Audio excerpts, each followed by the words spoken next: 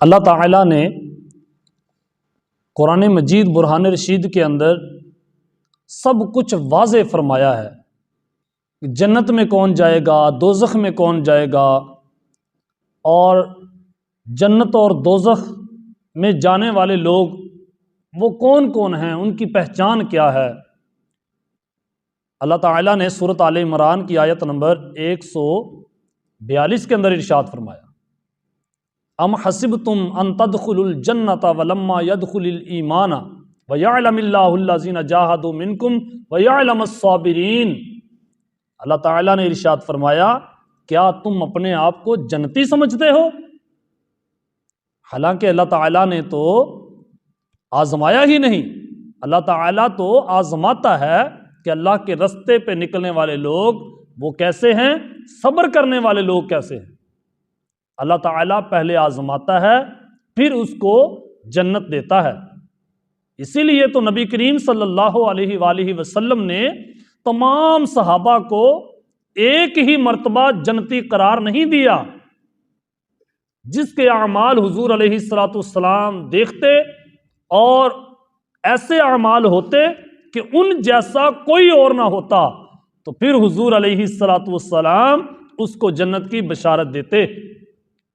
اسی لیے حضرت عبداللہ ابن مسعود رضی اللہ تعالی عنہ آپ ارشاد فرماتے ہیں کہ غزوہ احد میں جانے والے 1000 مجاہدین، ان میں گمان بھی نہیں کر سکتا تھا کہ ان میں کوئی منافق بھی ہے۔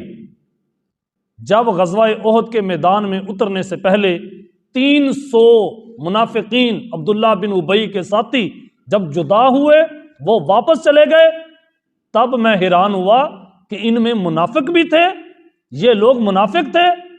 اس لیے جب انسان کوئی ایسا کام کرتا ہے جو مومنوں والا ہرگز نہیں، تب تو پتہ چلتا ہے کہ یہ شخص منافق ہے، یہ شخص جنت کے قابل نہیں۔ اس لیے تو اللہ تعالیٰ نے جنتیوں کو اور دوزخیوں کو علیحدہ کیا ہے، مطلب مسلمانوں کو اور مجرموں کو سزا کن کو دی جاتی ہے؟ مجرموں کو۔ اللہ تعالیٰ کیا ارشاد فرماتا ہے، فَنَجْعَلُ الْمُسْلِمِينَ كَالْمُجْرِمِينَ۔ تم کیا سمجھتے ہو جو اجر مسلمانوں کو دیا جائے گا وہی مجرموں کو دیا جائے گا؟ نہ، ہرگز ایسا نہیں۔ مومنوں کا اجر اور ہے اور مجرموں کا اجر اور ہے، ان کا اجر دوزخ ہے اور مومنوں کا اجر جنت ہے۔ سورۃ عنکبوت کی پہلی آیت ہے، اللہ تعالیٰ نے ارشاد فرمایا، حسب الناس ان یترکوا ان یقولوا آمنا وهم لا یفتنون۔ کیا تم یہ سمجھتے ہو کہ ہمیں اسی بات پہ چھوڑ دیا جائے گا کہ ہم ایمان لے آئے؟ نہ، ہرگز نہیں، بلکہ تمہیں آزمایا جائے گا۔ وہ کیسے آزمائش ہوتی ہے؟ کس طرح اللہ تعالیٰ آزماتا ہے؟ اللہ تعالیٰ یوں آزماتا ہے کہ یہاں پہ رہنے والے سبھی لوگ کافر ہوں اور تو نے کلمہ پڑھا، اب تیرے اوپر آزمائشیں ہیں۔ کافر تو سود کھاتے ہیں، کیا تو نہیں کھاتا؟ کافر تو رشوت کھاتے ہیں، کیا تو نہیں کھاتا؟ تیری ادائیں، تیرا کردار کافروں سے نہ ملے، مومنوں کا کردار مومنوں والا ہو۔ اگر تیرا کردار اور کفار کا کردار برابر ہوگا تو کیسے جنت؟ کل اگر کوئی کافر کھڑا ہو کر اللہ کی بارگاہ میں یہ عرض کرے کہ مالک تو نے تو قرآن مجید میں ارشاد فرمایا ہے کہ اللہ کسی پر ظلم نہیں کرتا، وَلِكُلٍّ دَرَجَاتٌ مِّمَّا عَمِلُوا وَلِيُوَفِّيَهُمْ أَعْمَالَهُمْ۔ ہر کسی کے عمل کا بھی بدلہ پورا پورا دیا جائے گا۔ اے اللہ، اگر جاپان والے کہیں کہ ہم تو جھوٹ نہیں بولتے تھے، تمہارا دین تو یہ ہے کہ سچ بولو، وہ سچ ہم بولتے تھے، دین کا کچھ حصہ تو ہمارے پاس آیا نا۔ اے اللہ، تیرے محبوب کا فرمان تھا کہ صفائی نصف ایمان ہے، صفائی تو ہمارے خطے میں تھی، صفائی میں پہلا نمبر تو ہمارا تھا، اور یہ لوگ جن کو تو جنت دے رہا ہے وہ لوگ تو جھوٹ بھی بولتے ہیں، 2 نمبری بھی کرتے ہیں، کیا جواب دیں گے؟ یہ وہ لوگ نہیں ہیں جن کو اللہ تعالیٰ نے جنت کا وعدہ دیا ہے۔ جنت کا وعدہ کن کو دیا ہے؟ نبی کریم صلی اللہ علیہ وسلم نے حضرت ابوبکر صدیق رضی اللہ تعالی عنہ کو جنتی قرار دیا، اور پھر کیا ہوا؟ وہ جنتی حضرت ابو بکر صدیق رضی اللہ تعالی عنہ ایک دفعہ وضو کرنے لگے تو کانپ رہے تھے، اور جب نماز میں کھڑے ہوئے تو ابھی رکوع میں نہیں گئے، الحمد شریف پڑھ رہے ہیں اور غشی ہوئی گر گئے۔ صحابہ نے اٹھایا اور پوچھا ابو بکر کیوں گرے ہو؟ کہتے بس قیامت کا دن یاد آیا اور میں گر گیا، اللہ کا خوف ہے، اللہ کا خوف طاری ہوا، مشیت الہی سے لرز رہا ہوں۔ تو صحابہ کی آنکھوں میں آنسو تھے اور کہنے لگے ابو بکر تجھے تو نبی کریم صلی اللہ علیہ وسلم نے جنت کی بشارت دی ہے۔ آئے ہائے، حضرت ابو بکر صدیق رضی اللہ تعالی عنہ نے ارشاد فرمایا اگر مجھ سے کوئی غلطی ہو جائے اور اللہ تعالی میرا جنت سے نام مٹا کر دوزخ والوں میں لکھ دے، اسے کس نے منع کرنا ہے؟ اسے کس نے روکنا ہے؟ کون ہے جو اس کو روکنے والا ہوگا؟ وہ ہر چیز پر قادر ہے۔ یہ وہ لوگ ہیں جن کا آخر تک کردار دیکھ کر میرے نبی کریم صلی اللہ علیہ وسلم نے ان کو جنت کی بشارت دے دی۔ اگر حسین کو، امام حسین کو جنتی نوجوانوں کا سردار کہا ہے تو پھر ان کا کردار بھی سرداروں والا تھا، ان کی قربانی بھی سرداروں والی تھی۔ اگر وہ قربانی نہ دیتے اور میدان کربلا میں وہ شہید نہ ہوتے اور اس طرح شہید نہ ہوتے جس طرح انہوں نے شہادت کا رتبہ پایا ہے، اگر لوگوں کو حیران نہ کرتے تو پھر ہو سکتا تھا کوئی مجاہد اٹھ کے کھڑا ہو جاتا اور اللہ کی بارگاہ میں عرض کرتا، آواز دیتا کہ اے مالک جانیں ہم نے قربان کی، مال ہم نے تیرے رستے پہ لگایا، گھر بار ہم نے چھوڑا، اے اللہ چوٹیں ہم نے کھائیں، زخم ہم نے کھائے اور ہماری گردنیں اتری، مالک جنت کا سردار اس کو بنایا، جنتی نوجوانوں کا سردار اس کو بنایا، کیا جواب ہوتا؟ اسی لیے اللہ تعالیٰ نے جنت بھی اسی کو دی ہے جس کے مقابلے میں دوزخی نہیں آ سکتا۔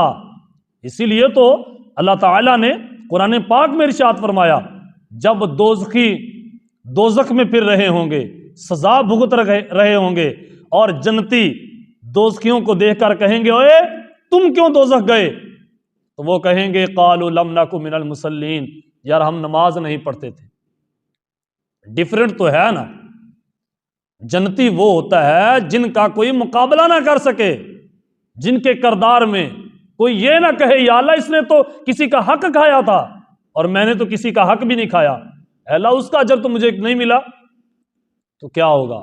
اسی لیے اللہ تعالیٰ نے شرط رکھی ہے ان اللہ اشترى من المؤمنین انفسهم واموالهم بان لهم الجنہ، اے لوگو جنت ہم نے اس کو دی ہے جس نے ہمارا سودا قبول کیا ہے۔ وہ سودا کیا ہے؟ جو اپنا مال اپنی جان ہمارے حوالے کر دے گا، ہم جنت کا وارث اسے بنا دیں گے۔ اسی لیے اے میرے دوست، اے میرے بھائی، ایک ہی رستہ ہے اللہ کی رحمت کے قریب ہونے کے، وہ ہے پکی توبہ، توبۃ نصوحا، نصیحت والی توبہ۔ وہ توبہ نہیں توبہ کی گاڑی والے جا رہے ہیں رستے پہ اور بیچ گانا لگا ہوا ہے، فلمیں لگی ہوئی ہیں، فحاشی گانے لگے ہیں، اور رستے میں دیکھا کہ کوئی ایکسیڈنٹ ہوا ہے، گاڑی کو بریک لگائی، رکے، اس کو دیکھا وہ بیچارے کا بازو، اس کی ٹانگ ٹوٹی ہوئی ہے، بازو اس کا چورو چور ہے، اس کو دیکھ کے منہ میں انگلی ڈال کر کہتے ہوئے ہوئے ہوئے استغفر اللہ استغفر اللہ استغفر اللہ، توبہ ہو گئی۔ اب دوبارہ گاڑی کو سلف دیا اور دوبارہ گاڑی کو چلایا، آگے جا کے پھر وہ بٹن دبا دیا، پھر وہی گانے، پھر وہی مجرے، پھر وہی کیا نصیحت؟ کون سی توبہ؟ یہ ڈرامائی توبہ، یہ فلمی توبہ۔ جیسے فلموں میں ہوتا ہے نا کہ کبھی بھی کسی نے سکاف نہ لیا ہو کسی بیٹی نے، تو جب کوئی سین ہو ایسا کہ جس میں سکاف لینا ہو تو وہ عارضی طور پر وہ سکاف لیا ہوتا ہے۔ ایسے یہ عارضی توبہ یہ تو حجاج بن یوسف نے بھی کی تھی، لیکن امام حسن بصری نے فرمایا نہ، دو ہی جہانی مٹھے نہیں، ایک جہان ہی ملے گا۔ اگر تو دنیا میں اپنی مرضی کی ہے آخرت میں تیری مرضی نہیں چلے گی، اگر دنیا میں تو نے رب کی مرضی چلائی ہے پھر آخرت میں تیری مرضی چلے گی، پھر تو جو چاہے گا ہوگا۔ اسی لیے اگر جاپان والے وہ جھوٹ نہ بولیں، وہ فراڈ نہ کریں، دو نمبری نہ کریں، وہ کہتے ہیں جو سکھ ہے وہ ظاہراً سکھ ہے باطن بھی سکھ ہے، جو عیسائی ہے اوپر سے بھی عیسائی ہے، اندر سے بھی عیسائی ہے، کوئی منافق نہیں۔ اگر کافر ہے تو پھر کافر ہے، وہ بتاتا ہے کہ میں کافر ہوں، منافق نہیں۔ اور ہم پیچھے کیوں ہیں؟ اس لیے کہ ہم میں یہ بھی معاملے ہیں کہ ہم جو اوپر سے ہوتے ہیں وہ ہمارا اندر کچھ اور ہوتا ہے۔ گلے مل کر بھی وہ بیگانہ بن جائے تو کیا کیجیے، حقیقت کا اگر ایک افسانہ بن جائے تو کیا کیجیے۔ ایسے تو اسلام کو عروج نہیں ملے گا۔ یہ تو ہم جیسے لوگ اسلام پر دھبا ہیں، ہمیں یہ داغ دھونے ہوں گے، ہمیں اب پاک معاشرہ کرنا ہوگا، ہمیں اب صاف معاشرہ کرنا ہوگا۔ آپ یاد رکھیں اور ڈٹ کے یاد رکھیں، جو جھوٹ بولتا ہے وہ آپ کا کھلا دشمن ہے، جو دو نمبری کرتا ہے اس کو کبھی آپ اپنا سجن نہ سمجھیں، کبھی اپنا نہ سمجھیے۔ آپ طے کر لیں کہ جھوٹ نہ بولنا ہے، نہ جھوٹ برداشت کرنا ہے، نہ کبھی دو نمبری کرنی ہے، نہ دو نمبری برداشت کرنی ہے۔ اس کو اپنا دشمن، اپنے ملک کے قانون کا دشمن اور اپنے اسلام کا دشمن اسی شخص کو سمجھنا ہے جو رشوت کھاتا ہے، جو دو نمبری کرتا ہے، جو دھوکہ دیتا ہے، جو فراڈ کرتا ہے، جو کسی کو تکلیف دیتا ہے۔ اللہ تعالیٰ اسی قوم کو ہدایت دیتا ہے جو قوم انصاف کرتی ہے۔